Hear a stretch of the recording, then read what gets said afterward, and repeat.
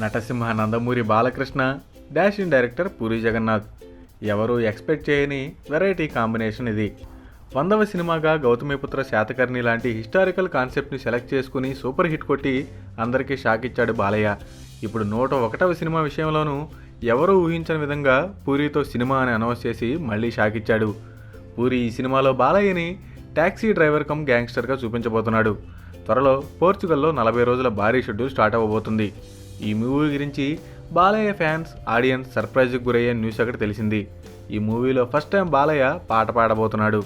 ఇప్పటిదాకా స్టేజ్ల మీద తన సింగింగ్ టాలెంట్ చూపించిన బాలయ్య సినిమాలో పాడడం ఇదే మొదటిసారి. అనూప్ కంపోజిషన్లో బాలయ్య సాంగ్ పాడుతున్న పిక్ ఒకటి సోషల్ మీడియాలో సందడి చేస్తుంది. రీసెంట్గా గుండెల్లో గోలీ సోడా కొట్టేసినదే అనే మాస్ పాట ఒకటి షూట్ చేశారు. ఒకవేళ బాలయ్య పాడింది అదే పాటేనేమో తెలియదు మరి. మొత్తానికి చిరంజీవి, నాగార్జున, ఈ మధ్య వెంకటేష్ తమ సినిమాల్లో పాటలు పాడినట్టు ఇప్పుడు బాలయ్య కూడా పాడడంతో నందమూరి ఫ్యాన్స్ ఆనందానికి అవధులు లేకుండా పోయాయి.